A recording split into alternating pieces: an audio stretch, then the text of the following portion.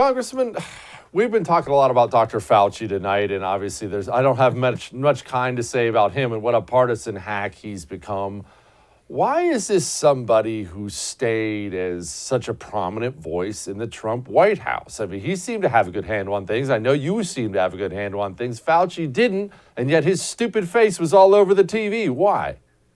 Yeah, I outlined some of that in the Chief's Chief. Bluntly, early on, Dr. Fauci got almost hero status by the left and was, as you mentioned, on every single talk show. Whenever there was a camera with lights on and a microphone, there was Dr. Fauci. And I know a number of my pushbacks were basically pushing back very strongly that we shouldn't have him on representing the voice of the president in terms of the coronavirus, and also the voice of science, primarily because Dr. Fauci had a number of different positions on everything from mask mandates to herd immunity and the like.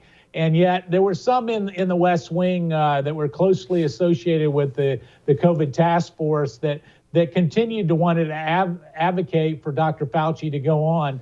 That was not something that I shared, not something that the communication team shared. And as much as he was on, I can tell you a lot of that was pulled back in those waning days. But bluntly, making a wholesale change in the middle of a pandemic is not generally the time that you make personnel changes.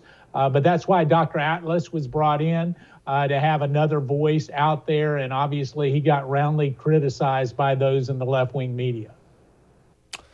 What about the future? Now, I'm not going to ask you for any privileged information or just any secrets. I don't do that. I respect people's privacy. But let's say Donald Trump does decide to run again. He's the presumptive nominee. I hope he beats Joe Biden. I would assume he's going to beat Joe Biden. I frankly think he beat him last time. We're not going into that right now. Let's assume he runs again and beats Joe Biden. The media is not going to treat Trump any better.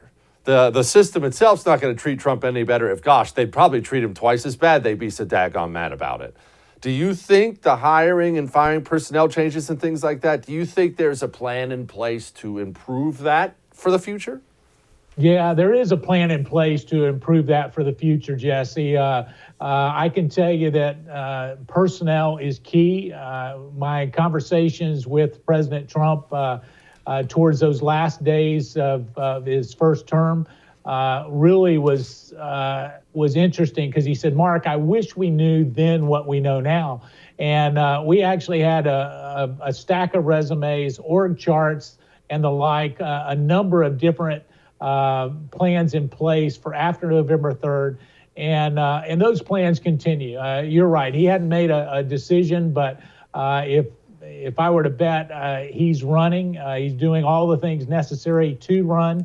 And I can tell you that personnel is key. It'll be the primary objective. And you're right. He won't get treated better by the media, but this time he will get treated better by those that are on his own team. Hey, thanks so much for watching The First on YouTube. If you liked what you saw, go ahead and like and subscribe. You heard me. Like it, subscribe. You'll get a lot more of it and a lot more of me.